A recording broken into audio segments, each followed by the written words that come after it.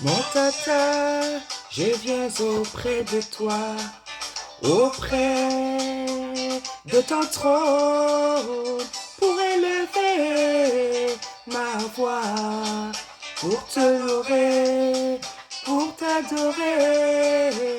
Mon tata, je viens auprès de toi, le créateur du ciel et la terre.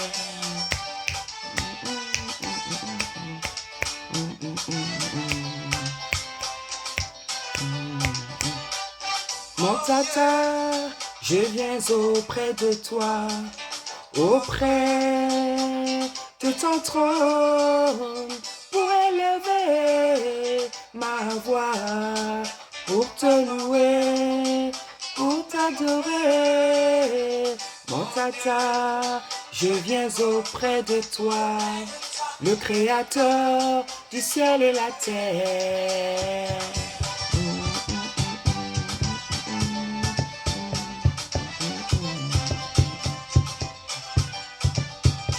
Tu es le tata de l'alliance, le Dieu d'amour assis sur le trône. Sur la terre, c'est toi. Le nombre de nos cheveux sont comptés par toi, Isaïe.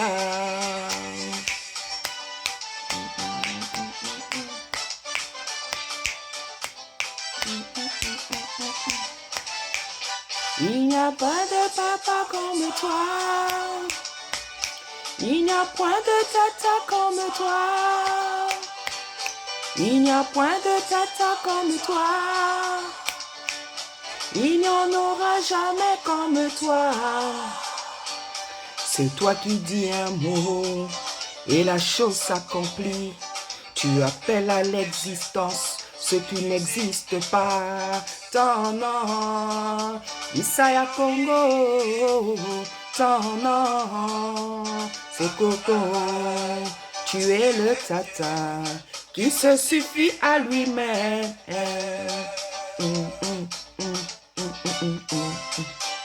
Laisse-moi te louer, laisse-moi t'adorer, laisse-moi te louer, laisse-moi t'adorer, mon Seigneur, mon Sauveur.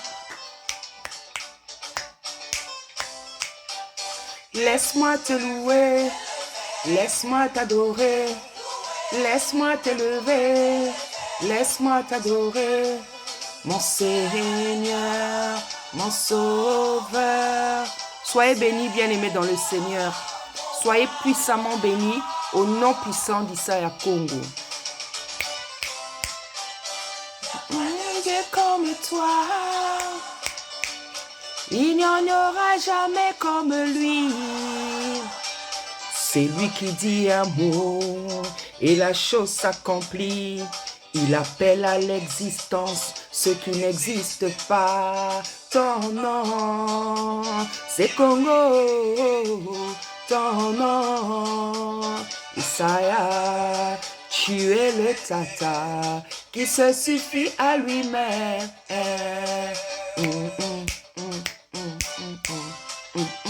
Laisse-moi te lever, laisse-moi te louer, laisse-moi t'élever, laisse-moi t'adorer, mon Seigneur, mon Sauveur, mon roi, mon abri.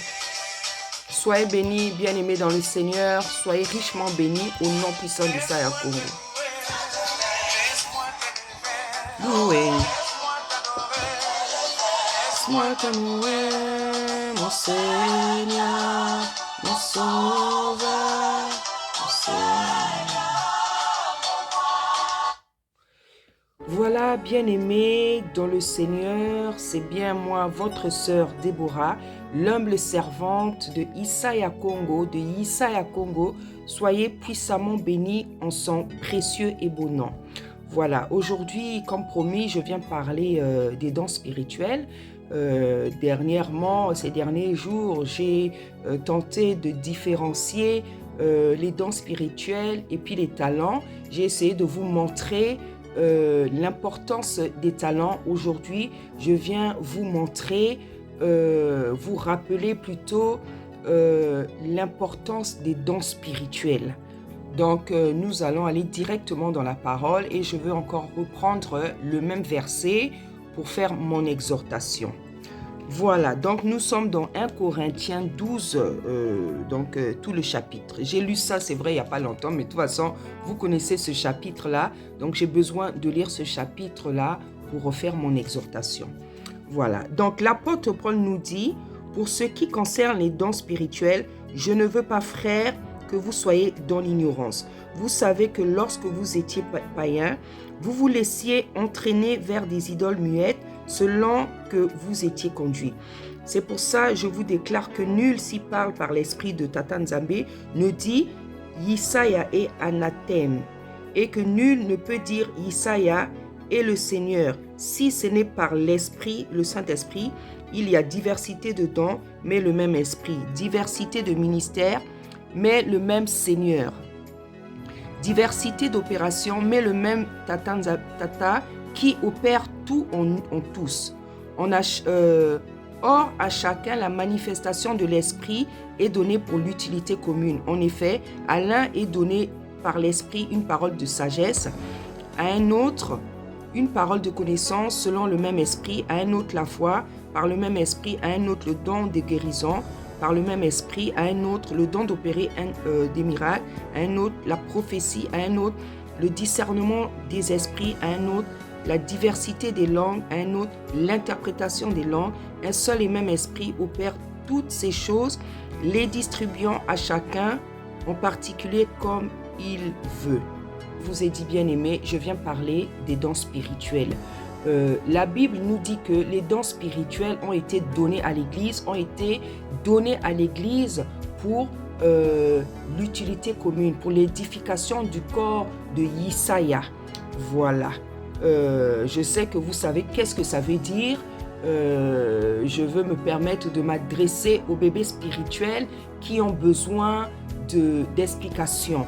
Voilà, donc lorsque la Bible nous dit que les dons spirituels ont été donnés pour l'édification, l'utilité commune, pour l'édification du corps de Yisaya, ça veut tout simplement dire que les dons spirituels ont été donnés à l'Église pour les uns et les autres, pour tous les enfants de Tata Nzambe et pour l'édification du corps du Seigneur, c'est-à-dire pour que l'Église soit construite, pour que l'Église se construise. Parce que l'Église n'est pas construite, ne se construit pas seulement par la parole.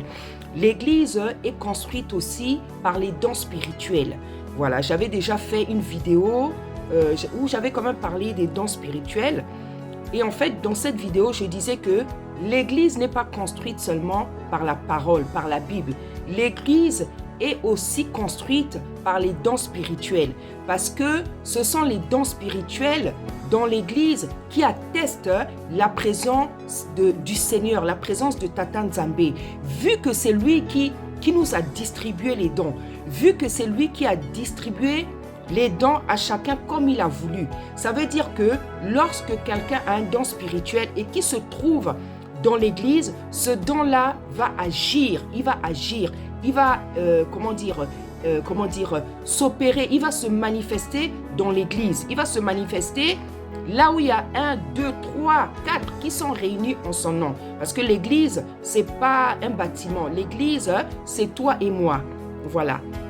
Donc, lorsque ces dons-là qu'il a distribués aux uns et aux autres vont se manifester, en même temps, ces dons, par leur manifestation, ces dons manifestent, attestent la présence de Tata Nzambe, de Yisaya, là où nous nous trouvons dans l'Église. Donc, comme je dis, la manifestation des dons spirituels dans l'Église atteste la présence du Seigneur. Parce que c'est lui qui nous distribue ces dons-là. Lorsque les dons de miracle sont en train de s'opérer, les dons de guérison, le don de prophétie, le don du parler en langue, lorsque tous ces dons se manifestent dans l'Église, ces dons sont en train d'attester la présence de Yisaya. Mais l'apôtre Paul dit que, frères et sœurs, je ne veux pas que vous soyez dans l'ignorance. C'est très important, bien-aimés, de connaître l'utilité et l'importance des dons spirituels. Et c'est même encore plus important, plus intéressant que toi et moi, nous connaissions les dons que Tata Nzambe nous a donnés, les dons qu'il t'a donnés. Parce que la Bible dit que ces dons-là ont été donnés pour l'édification du corps de Isaïa et pour l'utilité commune. Ça veut dire que toute personne qui a reçu un don spirituel, elle est importante dans le corps de Isaïa. Elle est importante dans l'Église. Donc c'est très important, bien-aimé, de connaître le don que Tata Nzambe t'a donné, le don qu'il t'a distribué. Parce que jusqu'à l'heure d'aujourd'hui, il y en a qui ne connaissent pas leurs dons. Il y en a qui ne connaissent pas leurs dons. Ils sentent des choses en eux, ils sentent des manifestations spirituelles, mais ils sont incapables de reconnaître quel est le don qu'ils ont reçu de Tata Nzambe.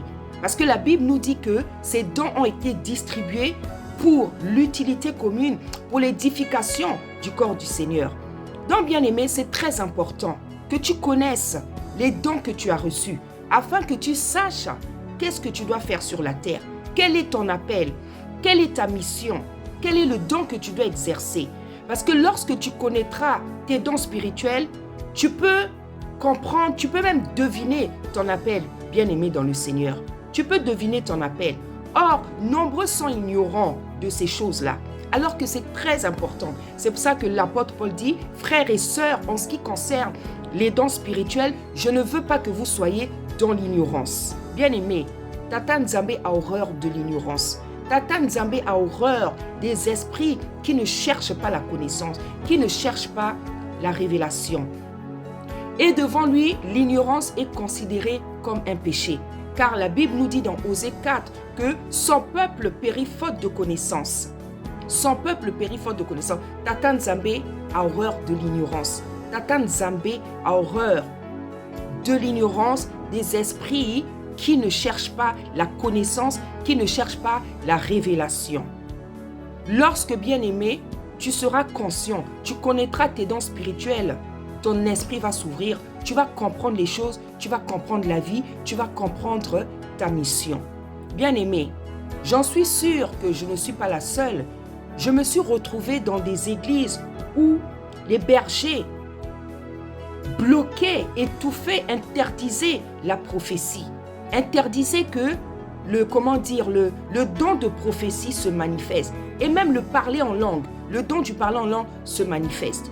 Je me suis retrouvée dans plusieurs églises comme ça, bien aimé, j'ai vu des choses terribles.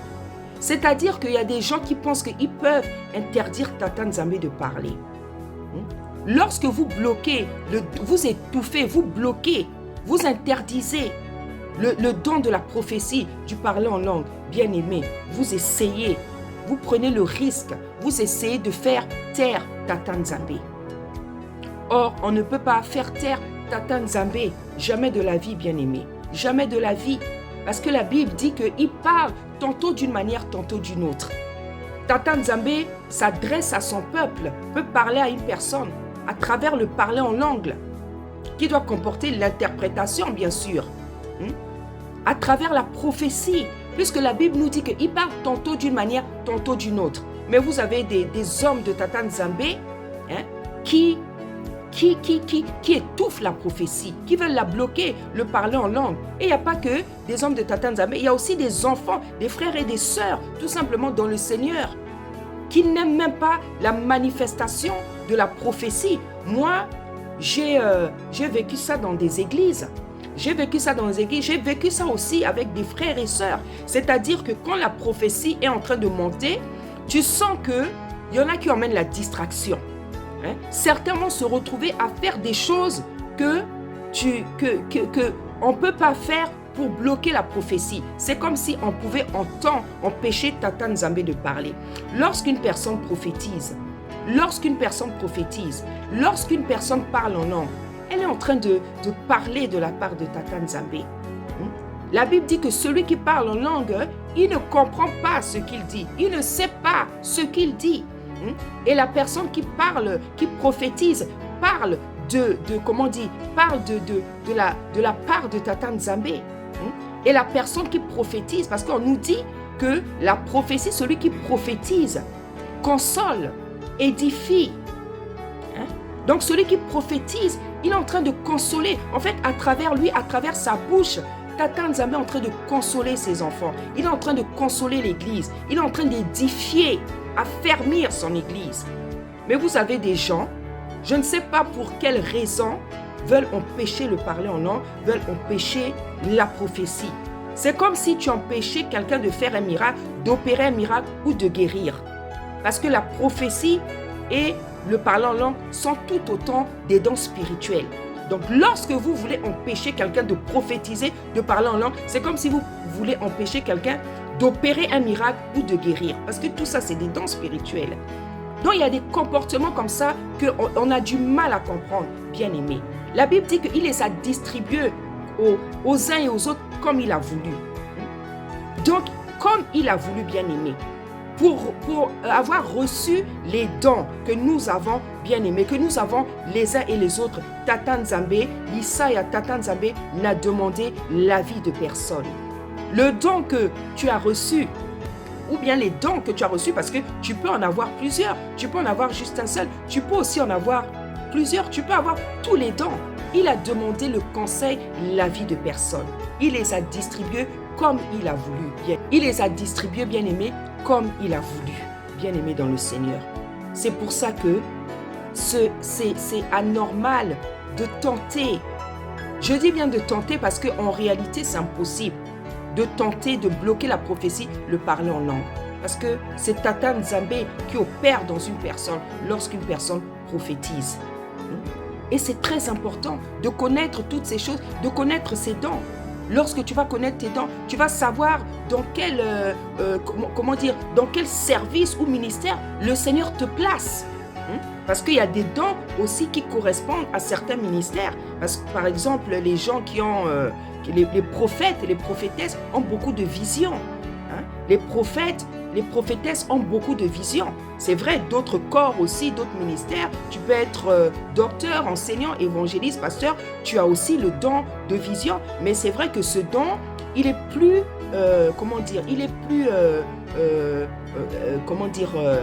il est plus fort chez les prophétesses et chez les prophètes. Ils ont beaucoup de visions. Ils ont beaucoup de visions.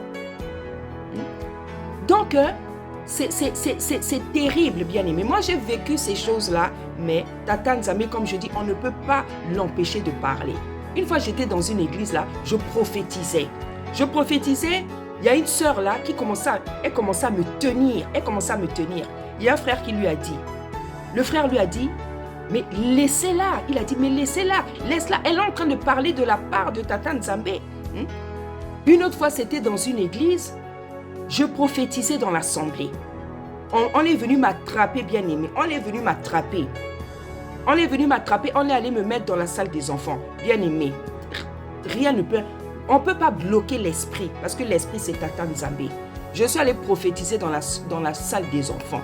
Et je prophétisais tellement fort que ce que je disais, bien aimé, ça s'entendait dans l'autre salle. Donc j'ai dit des choses là. J'ai dit des choses. J'ai dit des choses, les parents sont allés répéter. Aux enfants ce que moi j'avais dit. Parce que je ne savais pas, je me rappelais plus de ce que j'avais dit. Parce que puisque quand tu prophétises, c'est pas toi qui parles. Donc je me rappelais plus. Les enfants sont allés répéter à leurs parents. Oh maman, Déborah a dit ça. Il y a des parents qui sont venus me dire, mais maman, ça c'est vrai. Alors que quand j'étais sous cette onction, je ne savais même pas ce que je disais. Les enfants sont allés répéter à leurs parents. Donc plusieurs fois, on m'a empêché de prophétiser. Une fois je prophétisais quelque part là, je ne veux pas trop préciser, une personne, une soi-disant servante qui me dit, mais ça a commencé comment que tu prophétises? Comme on dirait chez nous, ça a commencé que je dis, comment ça a commencé? Comment? Tu as le don, tu prophétises. Si Tata Nzambe a envie de parler, tu vas prophétiser. Donc la personne avait même l'air surprise que la prophétie ait lieu. Bien aimé, l'œuvre de la croix, l'œuvre de Tata Nzambe, ses appels à notre égard, la vie dans le Seigneur, ce n'est pas de la blague. Ce n'est pas de la blague. Tata Nzambe n'est pas là à faire ce que nous voulons. Tata Nzambe n'est pas là à faire les choses comme nous voulons. Il fait ce qu'il veut. Et la Bible dit, qui lui dira, que fais-tu? Il y a des gens qui sont surpris par parfois les manifestations spirituelles de Tata Nzambe. Vous êtes surpris pourquoi? Il fait ce qu'il veut. Dans l'église, là, parfois, quand il y a la prophétie, le parler en langue, il y en a qui se regardent. C'est comme s'ils n'ont jamais entendu parler du parler en langue ou de la prophétie. C'est comme si ces choses-là ne sont pas bibliques. Il y en a qui sont surpris. Dès que quelqu'un prophétise, parle en langue, il y en a même qui ont peur. Ça, c'est le manque de connaissance. Ça, c'est l'ignorance. Si tu connais la Bible, tu sais que le parler en langue existe, c'est un don. La prophétie existe. Donc, tu ne dois pas être surpris que quelqu'un se mette à prophétiser, que quelqu'un se mette à parler en langue. Que quelqu'un se mette à parler en langue. Ça ne doit pas te surprendre si tu es véritablement un enfant de Tata Nzambe affranchi qui connaît la Bible. Ça ne doit pas te surprendre. Il y en a même qui ont peur. On peut même comprendre peut-être quand c'est une personne qui vient pour la première fois. Elle voit des manifestations comme ça, elle n'a jamais entendu parler de ça. Elle voit des manifestations, c'est normal qu'elle soit surprise, qu'elle ait un peu peur. Et Paul le dit. Paul dit que si une personne vient pour la première fois justement et que par exemple, il y a eu des prophéties, sur elle, sur sa vie, et c'est de cette manière justement que la personne va croire en son don, en ce don plutôt, parce que il explique que comme on va parler des choses qui concernent sa vie, que personne ne connaissait, C'est là où la personne va reconnaître qu'il y a la présence de Tata Nzambe. Mais toi qui te dis enfant, qui te dis servante, serviteur, frère, sœur, qui connaît la Bible, le parler en langue ne doit pas te surprendre. La prophétie ne doit pas te surprendre. Ce sont des dons que Tata Nzambe a donnés à l'Église, bien-aimé.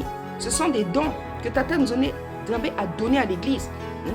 Et c'est pour ça que Paul dit, frères et sœurs, en ce qui concerne les dons spirituels, je ne veux pas que vous soyez dans l'ignorance. Parce que c'est terrible de ne pas connaître ces choses. C'est par les dons spirituels que Tata Nzambe opère dans l'Église. Il nous a donné sa parole, mais dans l'Église, il opère aussi par les dons spirituels. Et lorsque tu ne connais pas les dons spirituels, c'est terrible. C'est-à-dire que tu ne connais même pas les dons qui t'ont été distribués. Tu ne connais pas les dons qui t'ont été distribués. Donc, tu ne sais pas qu'est-ce que tu dois faire dans la vie. Parce que tous, autant qu'on est, on a des missions sur la terre. Il y en a qui sont venus pour consoler. Il y en a qui sont venus pour guérir. Il y en a qui sont venus pour opérer des miracles. Il y en a qui sont venus pour chanter. Chacun, avec le don qu'il a reçu, est venu. Voilà nos missions sur la terre. Voilà nos missions sur la terre. Mais toi, tu es là, tu te dis, frère, sœur, tu ne connais pas les dons qui t'ont été distribués. Tu as le don de guérison, tu ne sais pas que tu dois guérir les malades. Tu peux faire des miracles, tu peux opérer des miracles, tu l'ignores. Tu peux sauver des gens, tu peux ressusciter des morts. Tout ça, tu ignores. C'est anormal, bien-aimé, c'est anormal. C'est pour ça que tu tâtonnes. Parce que tes dons, rien que tes dons, tu ne les connais pas.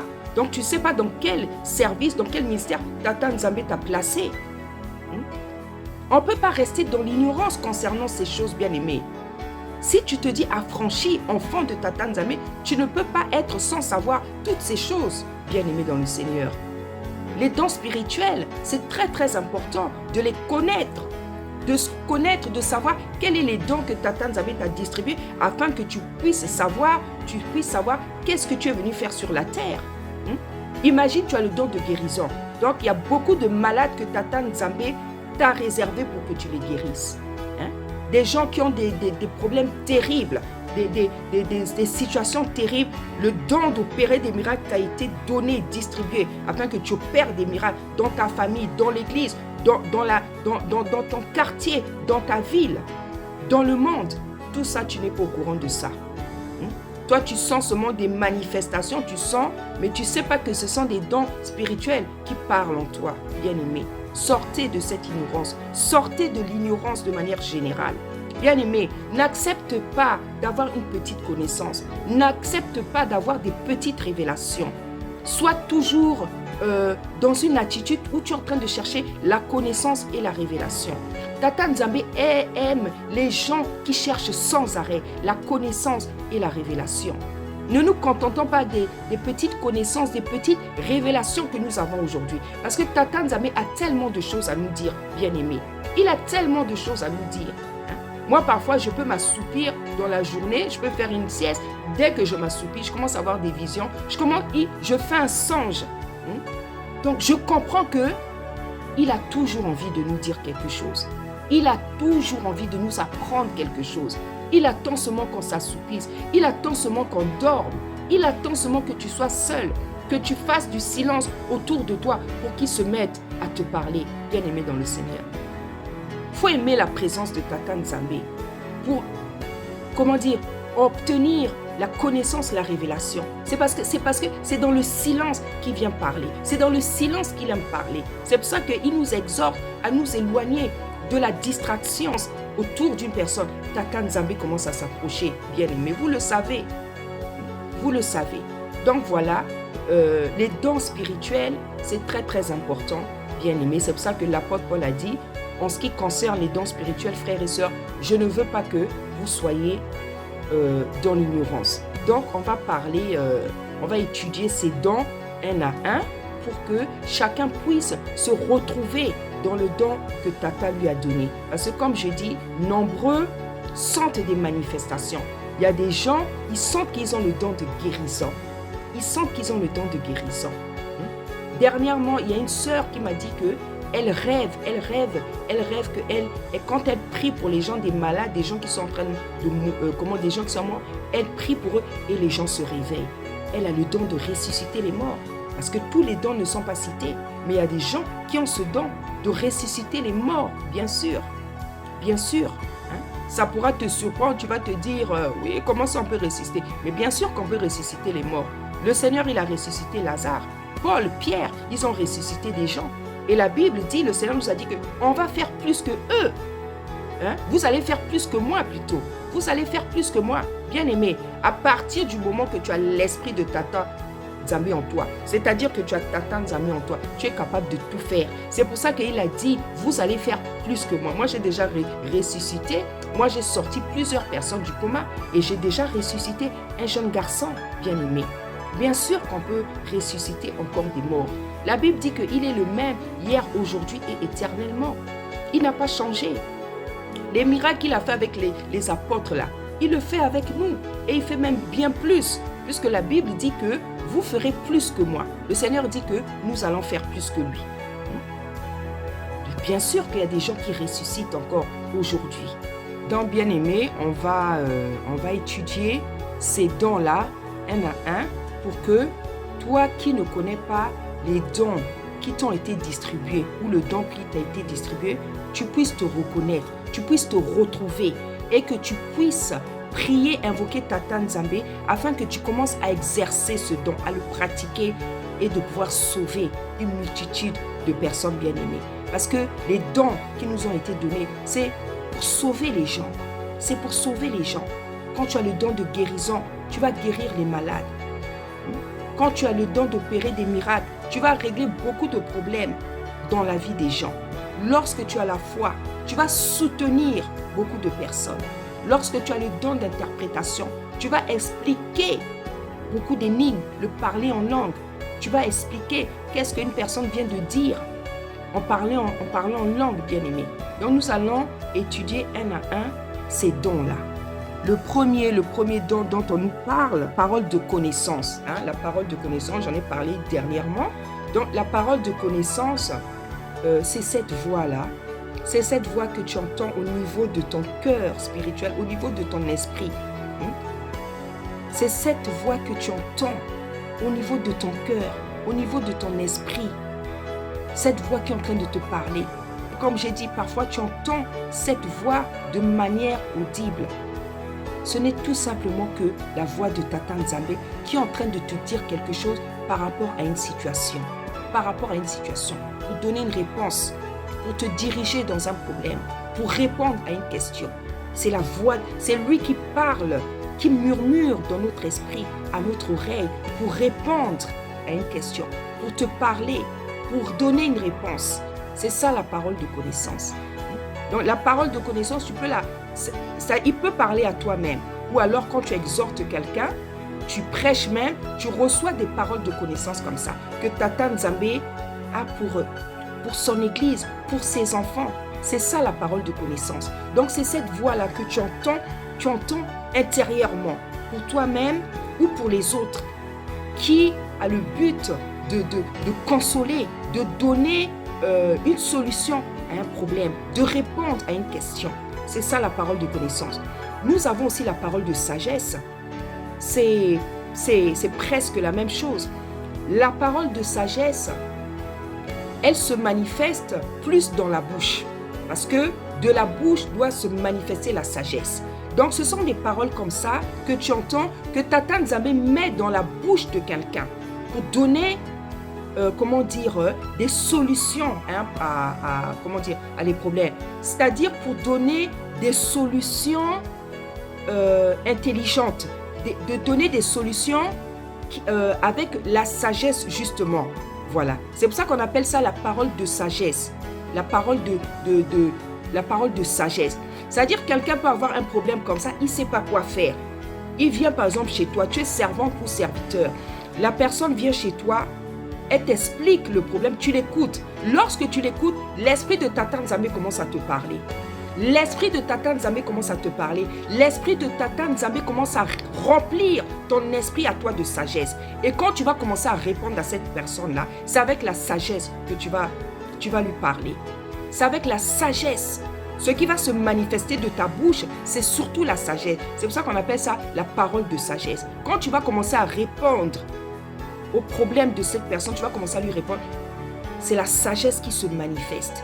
Donc tu vas donner des conseils, tu vas parler avec la sagesse. Les conseils que tu vas donner seront remplis de la sagesse, bien-aimé. Ça, c'est la parole de sagesse. Voilà. Après, nous avons aussi... Nous avons aussi la foi. Nous avons la foi. La foi aussi, c'est un don, bien-aimé. C'est un don. C'est pour ça que vous allez voir, il y a des gens qui ont une très très grande foi. Il y a des gens, ils ont une foi terrible, comme la foi d'Abraham, au point que Tata Nzambe l'avait appelé son ami. Parce que la chose que le patriarche Abraham, nous avons aussi la foi. Nous avons la foi. La foi aussi, c'est un don, bien-aimé. C'est un don. C'est pour ça que vous allez voir, il y a des gens qui ont une très très grande foi. Il y a des gens, ils ont une foi terrible, comme la foi d'Abraham, au point que Tata Nzambe l'avait appelé son ami. Parce que la chose que le patriarche Abraham était prêt à faire, c'est pas tout le monde qui est prêt à faire ça. Abraham était prêt à sacrifier son enfant. Abraham était prêt à sacrifier son enfant bien-aimé. Vous connaissez l'histoire. Et lorsque Tata Nzambe a vu ça, elle a dit, Abraham, ne le fais pas. Il y a un bélier qui est apparu. Ce n'est pas tout le monde qui est capable de faire ça, bien-aimé. C'est pour ça que Tata Nzambe l'a appelé le père de la foi. Il l'a appelé son ami. La Bible dit que cela lui fut imputé à justice, bien-aimé. Ce que Abraham avait fait était terrible. Et vous avez dans la Bible comme ça des gens qui ont manifesté une foi terrible. Moïse a manifesté une foi terrible. Isaac, tous les patriarches ont manifesté des foi terribles. Comment il s'appelle? Anna aussi a manifesté la foi. Parce que elle espérait que Tata Nzambe, elle savait et elle espérait pendant longtemps que Tata Nzambe était capable de lui donner un enfant, des enfants. La foi, c'est un don bien-aimé. C'est pour ça que vous allez voir, comme j'ai dit, il y a des gens, vous allez voir, ils ont une grande foi. Parce que c'est un don qu'ils ont reçu. Tata Nzambe leur a donné le don de la foi en une grande dose. Et vous avez des gens qui ont des petites foi. Parce que c'est un don. C'est un don bien-aimé. Tu ne fais pas d'effort. La foi, c'est un don bien-aimé. Tu ne fais pas d'effort. Ça ne vient pas de toi. C'est un don que tu as reçu. Ça, il y a des gens qui ont des petites foi parce qu'ils n'ont pas trop reçu ça. Par contre, vous avez des personnes qui ont reçu ça en grande dose, bien-aimé. Moi, j'ai reçu la foi en grande dose, bien-aimé. Je suis capable de supporter des choses terribles. Je suis capable de supporter des choses terribles et je fais preuve de beaucoup de patience. Pourtant, je suis impatiente. Et c'est là justement qu'on voit que les dons les dons, comment dire, les dons spirituels, ce sont effectivement des dons. On les reçoit. Parce que ça vient du verbe donner. On les reçoit, bien aimé. Moi, en général, je suis une personne active, pressée. Voilà. Hein?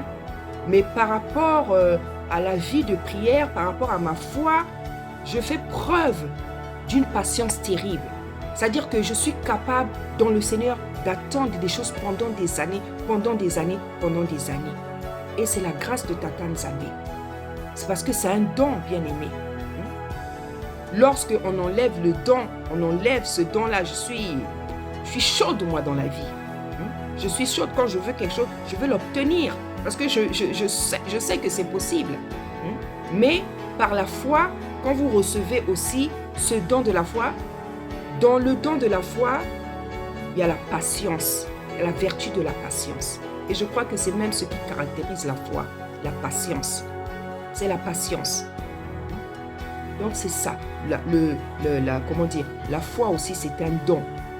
C'est pour ça que vous allez voir, comme j'ai dit, il y en a chez qui c'est grand, il y en a chez qui c'est petit, parce que c'est quelque chose que tu as reçu. Et Tata Nzambe, il dit bien dans sa parole qu'il a donné ça, il a donné, comment je peux expliquer ça? Voilà, il a donné ça comme ça. Après, nous avons le don de guérison. Le don de guérison. Il y a des gens qui ont le don de guérison. Tu guéris les malades. N'importe quelle maladie, tu es capable de guérir. Le sida, toutes les maladies, le cancer. Tu imposes les mains aux gens et tu guéris les gens. C'est un don terrible. Mais il y en a qui ont ce don, ils ne le savent pas. Ils ont seulement remarqué que quand ils prient pour quelqu'un, il y a la personne guérie. Mais tu ne sais pas que tu as le don, tu as reçu le don de guérison. Tu ne sais pas que tu as reçu le don de guérison. C'est un don terrible, glorieux. Tu guéris les malades. Bien aimés dans le Seigneur. Regarde tous les malades qui sont à l'hôpital. Normalement, les gens qui ont le don de guérison, là, c'est des gens qui doivent passer leur temps souvent à l'hôpital, aller régulièrement à l'hôpital. Moi, comme je n'aime pas beaucoup sortir, qu'est-ce que Tata Nzambe me fait? Il me force à aller à l'hôpital. Vous savez qu'est-ce qu'il fait? Il fait tomber mes enfants malades. Moi, le Seigneur a toujours agi comme ça avec moi.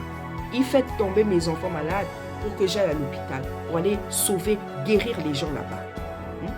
Il fait tomber. Il a commencé à faire ça avec moi il y a très longtemps. Depuis les années, disons dans les années 2011-2012. C'est comme ça qu'il faisait. Il a commencé... Il faisait tomber mes enfants malades. L'enfant, oh, maman la tête, oh maman le cœur. Oh, mais toi tu es petit comme ça, comment à ton âge tu peux avoir des maux de tête, des maux de cœur et tout. Et c'était tellement impressionnant. Mais c'est Tata Nzambe qui voulait me forcer à aller à l'hôpital. Et lorsque j'arrive à l'hôpital, lorsque je commence à attendre dans la salle d'attente plutôt, c'est là où l'esprit commence à me parler. Il dit, tu vois, je t'ai emmené pour les malades ici.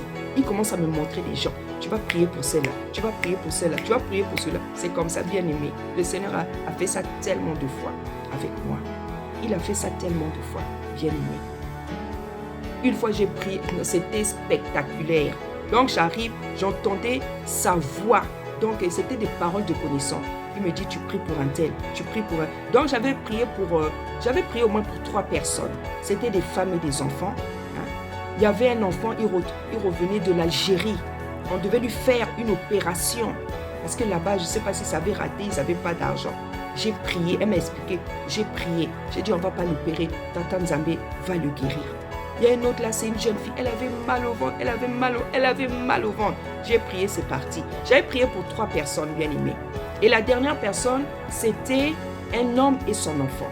Comme c'était un homme, c'était aussi... Ce jour-là, ce n'était que des Maghrébins bien aimés. Ce n'était que des... Comme c'était un homme, je ne savais pas comment m'approcher. Mais il avait entendu comment j'avais prié pour les mamans, là, les femmes et leurs enfants. Et le Seigneur m'a dit, je vais te laisser partir quand tu vas aller prier pour ce monsieur-là. Le Seigneur m'a dit, je vais te laisser partir quand tu vas aller prier pour ce monsieur. Je suis allée vers le monsieur. J'ai dit, bonjour monsieur. J'ai dit, il est malade l'enfant. Qu'est-ce qu'il a? Oui, il a mal au ventre, ceci, cela. J'ai dit vraiment que le Seigneur le guérisse. J'ai dit que le Seigneur le guérisse. J'ai exhorté le monsieur bien-aimé. Il a dit merci madame. Il a dit merci Marie. Bien-aimé, j'ai prié pour 4 personnes ce jour-là. Et quand c'est comme ça, bien-aimé, la maladie, la soi-disant maladie pour laquelle mes enfants viennent là, il n'y a pas de maladie. Et ce qui est terrible, c'est que quand je viens aux urgences, quand Tata Nzambe me fait ça, toutes les personnes qui viennent avant moi, après moi, Tata Nzambe, on va prendre ces personnes. Moi, on ne me prend jamais. Parce que c'est Tata Nzambe qui m'emmène à l'hôpital pour guérir les malades. Donc, j'ai vécu ça plusieurs fois, bien-aimé. J'ai vécu ça plusieurs fois. On ne me prend jamais. Et quand j'ai fini de prier pour ces malades, l'enfant va me dire « Oh maman, ça va mieux ». Donc, c'est-à-dire pendant que l'enfant est avec moi, l'enfant ne souffre de rien. C'est seulement Tata Nzambe qui a fait ça pour que moi, je vienne à l'hôpital. C'est comme ça qu'il agit avec moi parce qu'en général, je n'aime pas souvent sortir. Il me pousse. Tata Nzambe me fait sortir de chez moi de force pour aller guérir les malades. C'est comme ça qu'il opère avec moi. Et l'enfant va me dire « Oh maman, c'est bon ». Le jour que ça s'était passé, ma fille m'a dit « Maman, c'est bon, je n'ai plus mal ». À chaque fois, c'est comme ça. Et avec le temps, j'ai compris qu'il opérait comme ça. Donc souvent, quand mes enfants tombent malades, eux-mêmes, ils savent même. J'ai dit, ah, le Seigneur veut que j'aille guérir quelqu'un à l'hôpital. Même les enfants savent maintenant. Et comme j'ai compris, le Seigneur l'a fait maintenant de moins en moins. Mais donc parfois, moi-même, je dis, Seigneur, il faut que j'aille à l'hôpital. Et une fois, j'ai fait une prière. J'ai dit, Seigneur, au lieu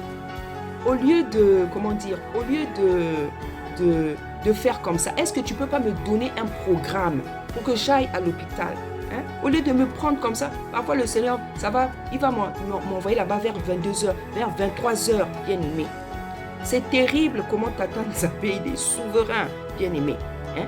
Souvent, c'est à des heures tardives que le Seigneur, des choses comme ça, c'est arrivé. J'avais dit au Seigneur, Seigneur, pourquoi ne pas me donner un programme?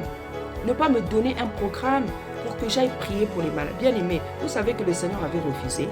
Le Seigneur avait refusé. Le Seigneur a dit, je ne te donnerai pas de programme. Je t'emmènerai là-bas quand je voudrais. Et j'ai compris pourquoi le Seigneur avait refusé, parce que souvent quand j'arrive, parfois je tombe sur des cas graves. Je dis, ah, si j'avais un programme, cette personne-là, je ne l'aurais pas vue. Le Seigneur avait refusé de me donner un programme. Il continue. C'est vrai qu'il le fait moins, mais il le fait encore. Donc, il ne m'a jamais donné de programme. Il décide un jour comme ça, tu vas aller à l'hôpital, je vais créer quelque chose dans la maison, soit c'est toi, soit c'est les enfants, vous allez tomber mal. Et même moi-même, ça m'est arrivé de me sentir pas bien. Et quand je suis arrivée, bien aimée, la maladie est partie. Donc, je suis là dans la salle d'attente, je commence à regarder les gens qui sont malades. Et il commence à me parler. Il dit, celle-là, tu vas lui parler. Celui-là, tu vas lui... Non, dernièrement, c'était tellement beau. Bien aimé, vous savez, hein, avoir les dons spirituels, c'est beau. Servir Tata Nzambe, c'est merveilleux. Quand vous avez des dons, bien aimé, c'est ça qui fait votre dignité. Hein, quand Tata Nzambe vous donne les dons. Hein. La dignité d'une personne, ce n'est pas d'avoir une belle maison. Hein. Ce n'est pas de travailler. Hein. Ce n'est pas d'avoir des atouts, des richesses. La dignité. Vous avez la dignité quand vous avez reçu les dons spirituels. Hein. Vous avez de la dignité sur la terre quand vous avez des dons spirituels. Quand vous avez quelque chose que Tata Nzambe vous a donné pour guérir les gens, pour faire du bien aux gens, pour changer la vie des gens. Ça fait de vous des personnes dignes. Parce que cette dignité-là, c'est Tata Nzambe lui-même qui vous la donne. Cette dignité-là, c'est Tata Nzambe lui-même qui vous la donne, bien aimé. Donc, dernièrement, je suis allée toute seule. J'étais pas bien. Je suis allée toute seule, bien aimée. Les premières personnes que j'ai exhortées, c'était un couple de Brazzaville. Hein? Ils étaient des gens âgés, plus âgés que moi. Hein? J'étais là, je les observais parce que avant que j'aille vers eux, Tata Nzambe est en train de me parler. Il est en train de dire, tu vois, ici le problème, c'est celui-là. Dans la vie de la femme, c'est celui-là. Dans la vie il me donne des paroles de connaissance. Il est en train de parler, il est en train de me parler, il est en train de me parler. Quand j'ai senti qu'il a fini de me parler, j'ai dit bonjour. J'ai dit, est-ce que je peux vous parler? Ils étaient là, ils étaient méfiants et tout. J'ai commencé à dire des choses. J'ai commencé à dire à la femme pourquoi elle était malade, parce que c'est la femme qui souffrait. J'ai commencé à lui dire par la grâce du Seigneur, ton problème c'est ça, le problème c'est ça, le problème c'est ça, ton problème, oh bien-aimé, avoir des dons spirituels, c'est merveilleux. Vous prophétisez, vous dites, vous parlez de la vie des gens sans les connaître, parce que Tata Nzambe est en train de vous parler. Les dons spirituels, c'est terrible, bien-aimé. C'est la gloire divine. C'est la gloire de Tata Nzambe. Vous parlez de la vie des gens. Vous parlez de la vie des gens, vous commencez à leur dire des choses sur leur vie, alors que vous ne les connaissez pas, vous ne les avez jamais vus. Mais par la puissance, la bonté de Tata Nzambe, vous commencez à parler des gens, de leur vie. Parler comment dire, aux gens de leur vie. J'ai commencé à dire, le mari était silencieux. Il était silencieux. Il me regardait, il regardait sa femme. Il me regarde, il regarde sa femme. Parce que tout ce que j'étais en train de dire était vrai. Et quand je parlais, je disais à la femme, c'est vrai ou c'est pas vrai? Ce que je dis, c'est vrai ou c'est pas vrai? Le mari était silencieux. La femme était là. Elle était vraiment, elle était quand même mal à l'aise. Parce que, bien aimé, ce que Tata Nzambe disait, c'était tellement clair. C'est tellement clair. C'était tellement clair. Et à un moment donné, elle a commencé même à être impatiente, à vouloir s'énerver. Parce que j'ai compris que, je ne sais pas si c'était des catholiques, j'ai compris que c'était des gens qui priaient, je ne sais pas. Bon, je crois que c'était des catholiques. Vous savez, souvent au pays, il y a des assemblées comme ça. On invoque, je ne sais pas, sur leur panne, là, il y a même une femme, là, j'ai compris c'était quel genre de religion. Je dis, oui, nous, on prie un tel. Elle m'a dit, ouais, je prie un tel. Je ne sais pas si elle m'a dit Marie. Oui, moi, je prie un tel. Nous, la prophétie, on ne connaît pas ceci, cela. J'ai dit, oui, mais là, le Seigneur est en train de me dire des choses sur toi. Le Seigneur me dit, et j'en suis sûre, ma sœur, tu ne vas pas contredire ce que je dis. Donc, j'avais parlé, et son mari est resté silencieux. Il a acquiescé, en fait, il faisait ça. Et après, quand j'ai fini de parler, je leur ai dit, j'ai dit à la femme, j'ai dit, moi, vous voyez, je suis ici, c'est Tata Nzambe qui m'envoie ici. Je leur ai fait comprendre que je suis servante. Quand je viens ici, c'est pour guérir les malades. Et Tata Nzambe me parle. C'est ce que je leur ai dit. J'ai dit donc, vous y croyez ou vous y croyez pas, moi en tout cas j'ai parlé. Voilà, je suis repartie à ma place. Quand c'est comme ça, je reviens à ma place pour continuer à écouter la voix de Tata. Ils sont restés silencieux. Et à un moment donné, ils commençaient à parler entre eux. C'est comme si le mari était en train de dire, mais ce qu'elle dit c'est vrai. Parce que je les voyais dire, mais ce qu'elle dit c'est vrai. Voilà, donc ça c'est... Et après, il y a eu une femme, c'était une blanche, son mari souffrait beaucoup. On dirait qu'il faisait une crise cardiaque. Il avait un malaise cardiaque. Il souffrait beaucoup. Il était par terre. Il criait comme un enfant bien-aimé. Il criait comme un enfant. Vous savez, hein, ici, là, il faut faire attention. Tu ne peux pas te lever comme ça pour aller prier. Donc, j'ai dit, Seigneur, qu'est-ce que je dois faire, Seigneur? J'ai commencé à prier. Il souffrait tellement bien-aimé. La manière dont il souffrait, la bien-aimé, je ne peux même pas. Il souffrait terriblement. Et lorsque il était dans cet état, sa femme n'était pas encore arrivée. Donc, il y a un moment donné, je ne sais pas ce qui s'est passé. Je ne sais pas si on lui a donné un calmant. Ça s'est un peu calmé, mais il était vraiment abattu, quoi. Et à un moment donné, il y a une femme qui est venue. J'ai compris que c'était sa femme. Donc, ils ont attendu. Et finalement, il y a un moment, on l'a appelée. Après, le Seigneur me dit, tu vas parler à sa femme. Le Seigneur me dit, tu vas parler à sa femme. J'ai dit, elle est loin là-bas. Je vais aussi l'aborder comment? Parce que bien aimé, c'est pas évident. Vous êtes dans une salle d'attente, là, tu te lèves maintenant pour aller parler aux gens comme ça. On peut te prendre pour une folle. Donc, il faut faire les choses avec sagesse. Elle était loin vraiment. J'ai dit, Seigneur, je vais l'aborder comment? Je vais traverser toute la salle là, vraiment. C'est pas évident parfois. C'est pour ça qu'il faut de la sagesse. Même quand tu as des dons spirituels, il faut travailler, les exercer avec sagesse. Sinon, on peut te prendre pour une folle. On peut même venir t'arrêter. Donc, il faut, travailler avec sagesse. Parce que toutes les personnes là, vers lesquelles Tata Nzambe t'envoie, parfois c'est des gens athées, c'est des païens. Mais comme ils sont dans la souffrance, ils n'auront pas d'autre choix que d'écouter. Voilà. Donc, il y a un moment donné, elle s'est déplacée, elle est allée aux toilettes. J'ai dit, bon, c'est bon, je vais la suivre. Donc, elle est allée aux toilettes, je l'ai suivie et j'ai attendu qu'elle ressorte.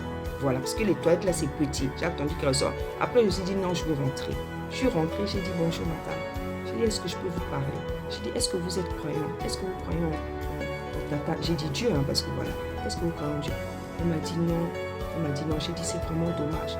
Parce que j'ai dit, votre mari aura besoin vraiment que vous priez pour lui. J'ai dit, c'est vraiment dommage. C'est vraiment dommage que vous ne croyez pas en Dieu. Parce que votre mari, il a besoin que vous priez pour lui. Et dans l'avenir, il aura vraiment besoin que vous priez pour lui. J'ai dit, je suis désolée de vous avoir suivi comme ça dans les toilettes. J'ai dit, je ne savais pas comment vous aborder. Et j'ai profité de cette occasion. J'ai dit, voilà, c'est ce que je voulais dire. J'ai dit, mais priez pour lui. Priez pour lui. Elle m'a dit, vraiment merci. Elle m'a dit, vraiment merci. C'est vraiment gentil. Moi, je pensais qu'elle allait mal réagir parce que vous savez, on ne sait jamais. On ne sait jamais. Elle m'a dit, merci. C'est vraiment gentil. Voilà, après, j'ai fait semblant. J'ai lavé mes mains parce qu'on touche les portes des toilettes à l'hôpital, tout ça. Après, quand je suis repartie à ma place, bien, elle n'arrêtait pas de me regarder. Je ne sais pas ce qu'elle se disait, peut-être qu'elle dit, mais c'est qui cette femme et tout. Elle n'a pas arrêté de me regarder. Elle n'a pas arrêté de me regarder. Et il y a un moment donné, elle s'est levée, bien aimée, je l'ai vue en vision. Je l'ai vue en vision, je l'ai vue, son corps était normal, elle était debout. Le parti de son corps, je l'ai vu les jambes et tout, jusqu'au niveau des reins. Cette autre partie était dans l'eau en fait. C'est comme ça que je l'ai vue en vision. J'ai compris qu'elle est, emprisonnée par les esprits des eaux, par le monde des eaux. J'ai commencé à faire une prière, j'ai commencé à prier. Donc voilà, bien aimé, tout ce que Tata Nzambe fait dans nos vies lorsqu'on a des dons. Lorsqu'on a des dons spirituels, voici ce qu'il m'avait montré. Il m'a montré qu'elle était dans le monde des eaux. Et bien aimé, je vous dis effectivement, la jupe qu'elle avait portée, non, c'était parce qu'en plus elle était grande, elle était costaud, gaillard. Donc une grande femme costaud, gaillard, mais avec une petite jupe. Donc la petite jupe là, c'est les sirènes des eaux. C'est le monde des eaux qui lui pousse à porter des habits comme ça parce que elle est tellement grande, elle était costaud, un peu grosse, hein, pas trop, mais vraiment une femme costaud, grande quoi, mais avec une petite jupe bien aimée. Ça ne le fait pas, ça ne le fait pas. Donc le Seigneur me montrait qu'elle est là, emprisonnée par les mondes des eaux. Donc j'ai commencé aussi à prier par rapport à ça. Donc voilà toutes ces choses que Tata Nzambe fait dans nos vies. Quand vous avez les dons spirituels, donc Tata Nzambe a l'habitude de faire ça avec moi. Il m'envoie à l'hôpital. Là, quand même, Tata Nzambe a un peu diminué parce que ça devenait terrible. Hein. Parfois, je me réveille, le Seigneur provoque une situation à 23h, à 0h, et parfois, je ne sais même pas comment revenir.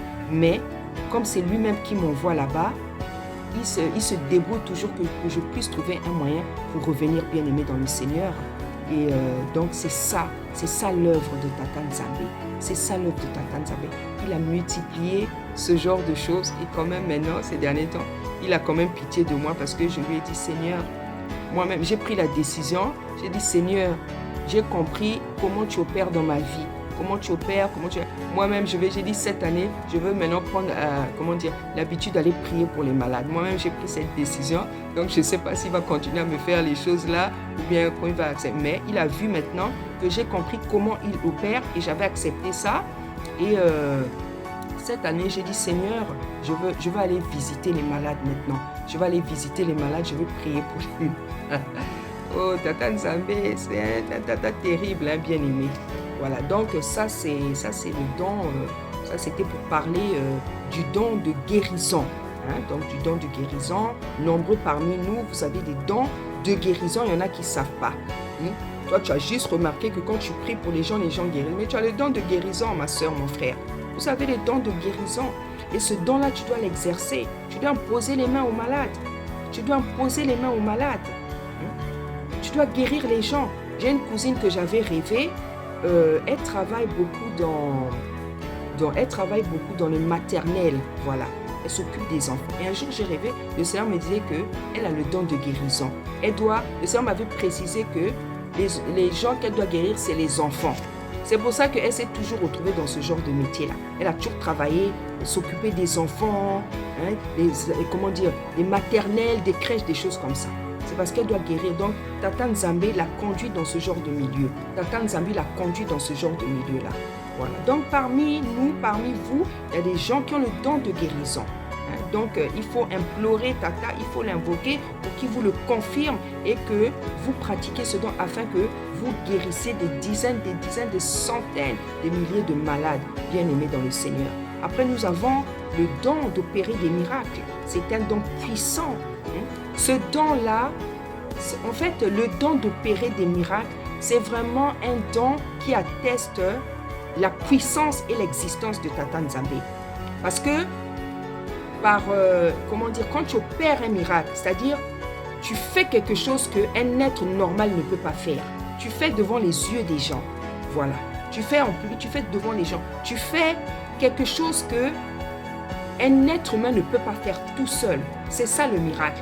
Donc le don d'opérer des miracles, c'est un don qui atteste l'existence de Tata Nzambe, sa puissance et son existence. Parce que tu fais des choses extraordinaires. Tu fais des choses que un homme ne peut pas faire, naturellement. Voilà. Tu fais des choses qu'un homme ne peut pas faire par ses propres forces.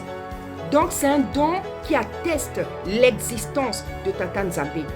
Et Tata Nzambe donne beaucoup ce don. Les évangélistes, par exemple, ils ont beaucoup ce don-là. Pourquoi? Parce que les évangélistes, c'est des gens qui opèrent à l'extérieur, qui opèrent dehors. Tu opères dans les familles, tu opères dans la rue.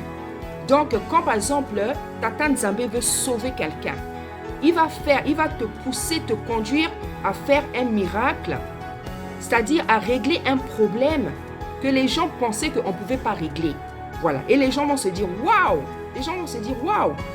Et les gens, c'est là où nombreux vont comprendre que Tata Nzambe existe. Et sur le champ, nombreux vont se convertir.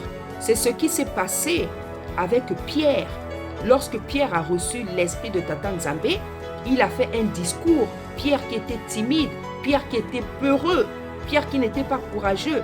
Lorsqu'il a reçu l'esprit de Tata, il a fait un discours qui a provoqué une multitude de conversions.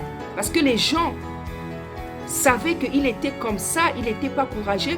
Et surtout, les gens ne le connaissaient pas. Donc, il a fait un discours qui a conduit à multiples conversions. Parce que ce qu'il disait dans ce discours était puissant. Ce qu'il disait dans ce discours était puissant. La Bible nous dit que quand il a fait ce discours, il y a eu au moins 3000 personnes qui étaient converties. Parce que lorsqu'il parlait, il a fait un discours, il a fait une prédication, une exhortation avec la puissance de Tata Nzambe. Les gens étaient, touchés parce que les paroles qui sortaient de sa bouche ne venaient pas de lui. Les paroles qui sortaient de sa bouche ne venaient pas de lui. Donc, c'est ça le don d'opérer des miracles. C'est un don qui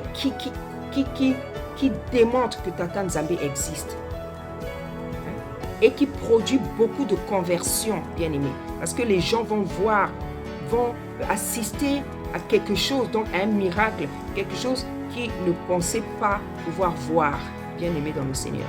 Il y a des gens qui ont le don de miracle. Il y a des gens qui ont le don d'opérer des miracles, bien aimés dans le Seigneur. Tu es là, tu as le don d'opérer des miracles. Parfois, quand tu parles, dès que tu parles seulement, les situations changent. Parfois, rien que tu as seulement une pensée, les situations changent. Lorsque tu parles, les situations changent. Toi, quand tu fais quelque chose, les situations changent. Tout ça, bien aimé, ce sont des signes que tu as le don d'opérer des miracles. Ce sont des signes que tu as le don d'opérer des miracles, bien aimé dans le Seigneur. Invoque Tata Nzambe, implore-le, demande-le, prie pour qu'il te montre quels sont tes dons, afin que tu puisses commencer à le servir, à les exercer, bien aimé dans le Seigneur. Et nous avons le don de la prophétie. Donc Tata Nzambe saisit ton corps, il saisit ton âme, ton corps, ton esprit, ta bouche. Le don de prophétie, c'est un don terrible, bien aimé. C'est-à-dire le don de prophétie, ce n'est plus toi. C'est Tata Nzambe qui parle à travers ta bouche. Ce n'est plus toi, bien-aimé. C'est Tata Nzambe, il te saisit. C'est-à-dire, il saisit ton corps, il saisit ton âme, il saisit ta bouche, bien-aimé. Il vient parler à travers ta bouche. Et un don comme ça, les gens veulent étouffer ça, empêcher Tata. Parce que c'est un don terrible. C'est un don terrible, bien-aimé. C'est Tata Nzambe qui vient parler à travers une bouche pécheresse. À travers un pécheur, une pécheresse. Il saisit ta bouche. Parce que les phrases qui vont sortir de sa bouche, là, ce n'est pas toi qui parles, c'est Tata Nzambe. C'est pour ça que vous allez voir souvent les gens qui prophétisent, ils oublient. Moi, j'oublie. Parfois, c'est les enfants qui me disent, tu as dit ça. Parfois, j'oublie. Je peux prophétiser, je ne sais pas, ça fait 10 minutes, 20 minutes. J'ai oublié ce que... J'ai même oublié que j'ai prophétisé. Je dis, ah oui, tout à l'heure, tu m'as dit ça. Ah bon, tu oublies même que tu prophétises. Non seulement tu oublies ce que tu as dit, Bon, pas tout le temps, mais vraiment, ça peut arriver. Tu oublies ce que tu as dit, tu oublies même que tu viens de prophétiser, parce que ce n'était pas toi. Il vient, c'est-à-dire le don de prophétie, il vient s'abattre. L'esprit s'abat sur toi, parce qu'il saisit ton corps. Il s'abat sur ton corps, sur ton esprit, sur ton âme. Tu ne contrôles plus rien, bien-aimé. Tata Nzambe, le Tata Tout-Puissant, vient parler à travers ta bouche. C'est un don terrible, spectaculaire, qui peut te, remuer même physiquement. C'est terrible le don de prophétie. C'est pour ça que je ne comprends pas comment on peut en pécher. C'est-à-dire les gens n'ont même pas peur. C'est Tata Nzambe qui vient parler à travers la bouche d'un homme, d'une femme. Le don de prophétie. Le don de prophétie. Je glorifie Tata Nzambe de m'avoir donné ce don. C'est un don glorieux, merveilleux. Tu es en train de dire des choses sur les gens là, tu ne connais même pas, tu ne sais même pas ce que tu dis. Tu es en train de donner des réponses, de consoler des gens, de faire découvrir des choses à des gens, des choses qu'ils ne savaient même pas, des secrets, bien-aimés. C'est ça le don de prophétie. C'est un don terrible, un don merveilleux, un don glorieux, bien-aimé dans le Seigneur. Un don terrible. Tu vas te mettre... C'est pour ça que la Bible dit que le don, ceux qui ont le don de prophétie, ils consolent, ils édifient. C'est un don qui console beaucoup. Parce que la personne peut avoir des problèmes, des questionnements. Par le don de prophétie, Tata Nzambe vient te donner des réponses pour la personne. Une fois, je me suis retrouvée dans une assemblée, dans une maison. J'ai prophétisé pour une servante. J'ai prophétisé pour une servante. À la fin, elle est venue. Elle m'a dit, ma fille, ce que tu as dit, ça ne peut pas venir de toi. Et le pasteur que je connaissais, il m'a dit, maman Déborah, toi tu habites à Paris. Il a dit, tu habites à Paris, ce que tu as dit là, ça ne peut pas venir de toi, ce n'est que le Seigneur. Parce que quand j'avais reçu ce don, les premières années, les premiers mois où je me disais, c'est-à-dire, Tata Nzambe parlait tellement avec facilité, je me disais, est-ce que c'est vraiment lui qui parle? J'avais des questions comme ça, bien aimé, j'ai des questions. Et ce serviteur, il m'a dit, maman Déborah, il m'a dit, il faut craindre Tata Nzambe. Il dit, il faut le craindre. Ce que tu dis, ça ne peut pas être toi, c'est seulement le Seigneur. Parce que toi, tu habites à Paris, tu ne pouvais pas savoir ça. C'est un don. Donc la maman, là, elle est venue me dire, elle a dit, ma fille, elle m'a emmenée vers son mari. Elle dit, écoute ce que l'enfant l'a dit. Il dit, ça ne peut pas être toi. Parce que ça, c'est des choses que moi-même, je vis avec le Seigneur. Ce jour-là, c'était glorieux. Quand ça me prenait, là, quand ça avait commencé, bien aimé, j'étais comme une folle. Je pouvais prophétiser pour je ne sais pas combien de personnes.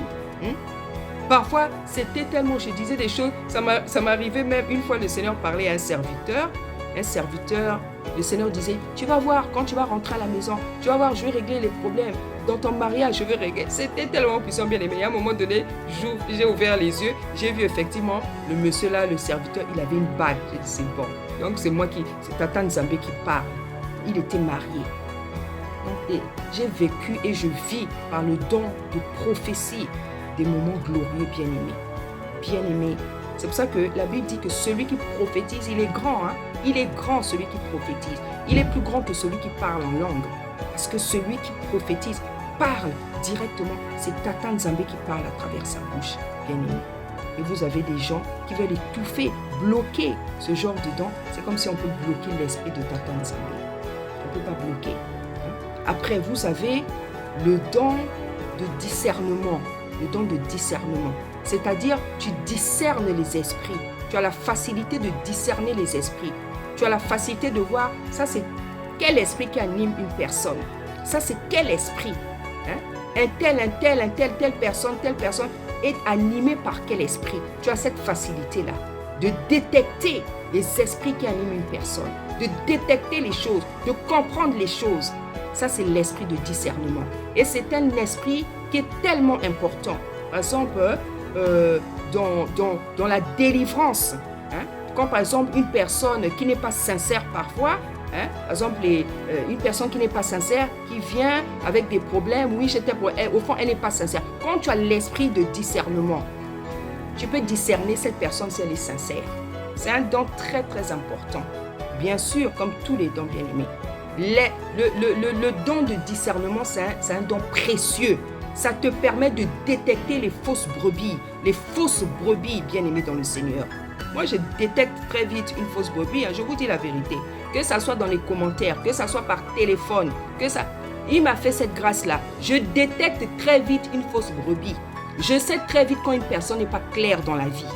Que tu sois pasteur, que tu sois une servante, quand tu n'es pas sincère, je le sais rapidement. Bien-aimé, c'est une grâce. Je le sais, je détecte. C'est pour ça que moi, dans ma vie, je voulais faire psychologie. Je voulais faire psychologie. Vous savez, en fait, moi, je suis attirée par toutes ces sciences-là qui étudient l'esprit, l'âme des gens. C'est pour ça que je voulais faire psychologie, je voulais faire avocat, je voulais faire psychologie. Et de la psychologie, j'en ai fait dans ma vie, bien-aimé. Bien-aimé, c'est une grâce, bien-aimé, que Tata Nzambe m'a donnée. Je détecte très vite l'état d'âme d'une personne. Même avant que Tata Nzambe me vienne me révéler, je vous dis la vérité. Je détecte très vite qui est une personne, si elle est vraie, si elle est fausse, si elle est sincère, si elle ne l'est pas. Il m'a fait cette grâce-là, bien-aimé. Et c'est une grâce spéciale, précieuse. Parce que je déjoue beaucoup de pièges, beaucoup de mauvaises choses. J'ai la possibilité de m'éloigner des gens qui sont indésirables dans ma vie avec ce don-là. C'est un don précieux, hein, bien-aimé. C'est un don précieux. Quand tu as le don du discernement, tu vas, savoir qui est un tel. Tu vas discerner les esprits. Quand quelqu'un te parle, là, il n'est pas... C'est celui-là, il est animé par tel esprit. Ça te sauve, ça te protège de beaucoup de personnes méchantes, hein, mal intentionnées. C'est un esprit, un don précieux, bien-aimé dans le Seigneur. Un don précieux. Je glorifie Tata Nzambe de m'avoir donné ce don. Parce que, bien-aimé, j'ai pratiquement tous les dons. Pour ne pas être orgueilleuse, je vous dis la vérité, j'ai pratiquement tous les dons. J'ai pratiquement tous les dons, bien-aimé dans le Seigneur. C'est pour ça qu'il a dit dans sa parole, il a dit, il les a distribués comme il a voulu. Tu peux avoir 1, tu peux avoir 2, tu peux avoir 3, tu peux avoir 4, tu peux les avoir tous. J'ai pratiquement tous les dons. Et il y en a un seul donc qui me manquait et j'avais commencé à prier pour avoir ce don-là. Et je sais que Tata Nzambe va me donner ce don-là qui me manque. Parce que quand on lit ici, il y en a 9. Moi, j'en ai 8. Et le don qui me manque là, j'avais demandé à Tata Nzambe, je veux que tu me donnes aussi ce don. Parce que tu dis dans ta parole, s'il nous manque quelque chose, on peut te demander. Vous avez le don de la diversité des langues. C'est-à-dire que Tata Nzambe t'a fait la grâce de pouvoir parler, de pouvoir dire ses messages dans des langues différentes. Et ces langues-là, tu ne les connais pas. Ces langues-là, tu ne les connais pas. Moi, par exemple, j'ai déjà prophétisé en anglais. C'est vrai, je parle l'anglais. Hein, je parle l'anglais, je me débrouille pas mal. Mais j'ai déjà prophétisé en anglais. Et surtout, ce qui m'avait surpris, j'avais prophétisé en Kikongo. C'est une langue de chez nous, de mon pays, dans le sud de mon pays, on parle ça. Mais je ne sais pas parler le Kikongo. Je ne sais pas parler le Kikongo. Et j'avais prophétisé en Kikongo.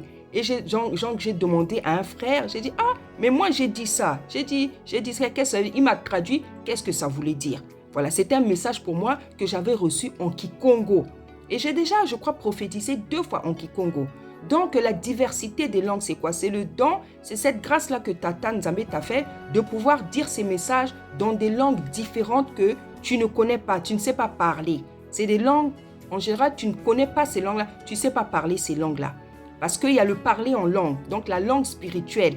Donc cette langue-là, qu'on ne comprend pas, on dit arabaka, shidabarababa, des choses comme ça là. Ça c'est le parler en langue. Il y a aussi la diversité des langues, c'est-à-dire la capacité à parler dans des langues étrangères, des langues que tu ne connais pas.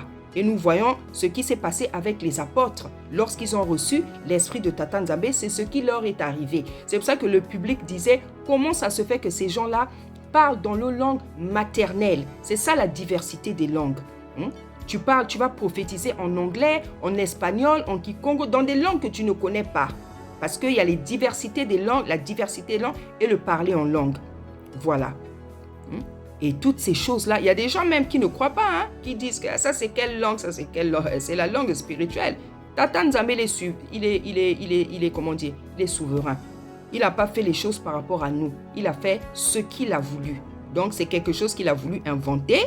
Donc, voilà, parce qu'il y a des gens qui ne parlent pas qui ne croient pas au parler en langue, alors que c'est une langue spirituelle, c'est un don spirituel, comme la prophétie, comme le don de guérison, le don d'opérer des miracles, c'est un don, voilà, auquel nombreuses personnes n'y croient pas. Et bien aimé, malheureusement, c'est pas parce qu'on n'y croit pas que ça va changer. C'est un don que Tata Nzambe a donné à l'Église. Voilà, donc il y a le discernement de, comment dire, la diversité des langues.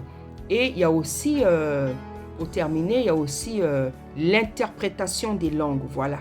C'est-à-dire quand quelqu'un parle en langue, toi, Tata Nzambe t'a donné, quand les gens parlent en langue, Tata Nzambe t'a donné la capacité de pouvoir interpréter, traduire ce que la personne est en train de dire. Parce que la Bible dit que c'est une langue qu'on ne comprend pas parce que c'est la langue des anges. Donc c'est une langue qu'on ne comprend pas. La Bible dit que celui qui parle en langue, il ne sait pas ce qu'il dit, il ne comprend pas. Personne ne la comprend. Il n'y a que Tata Nzambe lui-même. Donc Tata Nzambe, dans sa puissance, dans son esprit d'ordre, dans son amour, dans sa fidélité, a donné le don d'interprétation. Donc vous avez des gens qui savent interpréter eux-mêmes ce qu'ils disent. Ils savent aussi interpréter ce que disent les autres, d'autres personnes quand ils parlent en langue. Voilà. Et la Bible nous dit pour terminer que tout ceci, il les a distribués comme il a voulu. Il a distribué. Donc bien aimé, cherche plutôt à savoir quels sont tes dons, bien aimé. Cherche plutôt à savoir quels sont les dons. Quels sont les dons que tu as reçus, afin que tu puisses aussi peut-être deviner ou chercher à savoir quel est ton appel, quel est ton ministère, qu'est-ce que tu dois faire sur cette terre, comment tu dois opérer dans l'église, où est ta place dans l'église. Est-ce que ta place c'est l'intercession? Est-ce que ta place c'est la louange? Est-ce que ta place c'est l'exhortation? Est-ce que ta place c'est l'enseignement? Est-ce que ta place c'est la prédication? Est-ce que ta place c'est la délivrance, bien-aimé? C'est très important, bien-aimé, de connaître toutes ces choses-là. Et Tata Nzambe dit qu'il a distribué à chacun comme il a voulu. Donc, comme je disais, au lieu de jalouser, parce que il y en a qui jalousent. Il y en a qui jalousent les dons. Alors que tu es là, toi-même, tu as un don. Nous avons reçu des dons spirituels, mais vous avez certaines personnes qui jalousent les dons des autres. Je vous dis, c'est très, très grave. Au lieu que les gens cherchent à savoir quel est le don que Tata m'a donné, au lieu que tu exerces le don que tu as, toi, tu jalouses. Parce qu'un tel a ce don, un tel a ce don. Des frères et sœurs qui se jalousent des dons spirituels. C'est-à-dire, ça a même quitté, la jalousie l'a même quitté de jalouser les habits, les maisons. Ça avait même juste à jalouser les dons spirituels. C'est vraiment terrible, hein? Vraiment, Tata Nzambe est un tata d'amour et de compassion. Parce que les comportements que nous avons, ils sont terribles. Ils sont vraiment terribles. Nous avons encore en nous vraiment la nature du diable, hein, bien-aimé. C'est pour ça que chaque jour, il faut accepter le brisement. Nous avons beaucoup de caractères bizarres, bien-aimés. C'est la nature du diable. Hein? Tout ce qui n'est pas bon en nous, c'est la nature du diable, bien-aimé. Laissons que Tata Nzambe nous brise, bien-aimé. Parce que ce que nous avons en nous, c'est des choses terribles. Comment on peut jalouser des dons spirituels? C'est-à-dire ce qui ne se voit pas, tu jalouses ça. Hein? Parce que les dons spirituels, quand on dit spirituel, c'est des choses qui ne se voient pas. Hein? Donc le don de tu jalouses ça, tu jalouses un don, alors que la Bible nous dit que c'est pour l'édification du corps du Seigneur, c'est pour l'utilité commune, donc pour les uns et pour les autres. Mais toi tu jalouses une sœur, un frère, une servante, un serviteur, parce qu'il a tel don. C'est comme si toi tu n'as rien reçu. Bien-aimé, c'est terrible, bien-aimé, c'est terrible, bien-aimé. L'envie, la jalousie, c'est terrible. Hein? C'est terrible, moi ça me dépasse. Qu'on puisse même arriver à un point où tu jalouses un don spirituel, alors que le don spirituel, c'est pour faire du bien aux uns aux autres. C'est pour guérir, c'est pour consoler. C'est-à-dire que toi, tu jalouses le don de prophétie ou je ne sais pas, alors que le don de guérison, ça guérit les gens, ça console. Mais toi, tu jalouses, donc tu ne veux pas le bien des gens. Comment dire, je ne trouve même pas le mot. Je ne trouve pas le mot bien-aimé. Je ne trouve pas le mot vraiment. Donc, bien-aimé dans le Seigneur, l'apôtre Paul dit que, frères et sœurs, je ne veux pas que vous soyez dans l'ignorance. Sors de l'ignorance, bien-aimé dans le Seigneur. Sors de l'ignorance, bien-aimé. Vous avez même des serviteurs, je vous dis, et des servantes qui jalousent les dons spirituels de leurs enfants dans le Seigneur. des enfants que vous avez enseignés, que vous avez affermis, vous les jalousez. Quand vous découvrez qu'il a tel don, il a tel... Bien sûr que ça existe dans le corps du Seigneur. Vous avez des pasteurs, même des servantes, qui envient, jalousent les dons des enfants qu'ils ont enseignés, de leurs enfants dans la foi. Hein? C'est comme si Timothée avait envié, jalousé les dons de Paul. Au contraire, il n'avait fait que de Timothée, Paul. Il n'avait fait que des compliments à Timothée. Il n'avait fait que l'encourager. Hein? L'encourager à faire le service de Tata Nzambe. Mais vous avez des servantes, des pasteurs qui jalousent les dons spirituels de leurs enfants dans le Seigneur. Bien-aimés, avec les êtres humains, on va tout voir. Avec les hommes, on va tout voir. Dans l'église, on va voir des choses compliquées. Bien-aimés, dépouillons nos âmes, dépouillons nos esprits, dépouillons-nous des mauvais sentiments, de tout ce qui n'est pas bon, de la jalousie, de l'envie, de l'esprit de compétition, de tout ce qui n'est pas de la nature divine. Dépouillons-nous de ça. Parce que lorsque quelque chose n'est pas de la nature divine, c'est la nature du diable, bien-aimé. N'accepte pas en toi qu'il y ait des semences du diable. La sorcellerie, la jalousie, l'envie, la violence, l'esprit de compétition, les mauvaises pensées, bien-aimé. Bien-aimé, sortons de toutes ces choses-là. Ce n'est pas notre nature, c'est la nature du diable, bien-aimé. Parce que la Bible dit que notre corps, c'est son temple, bien-aimé. C'est son temple. C'est son temple, bien-aimé. Voilà, je m'arrête aujourd'hui ici avec les dons spirituels. Et j'espère que, bien-aimé, cette vidéo, ce message, cette exhortation t'aura fait du bien et que tu pourras te situer. Quel est le don que tu as reçu? Quel est le don que tu as reçu? Quel est le don que tu dois exercer, bien-aimé dans le Seigneur? Soyez puissamment bénis au nom puissant de Yesaya Bongo. Merci.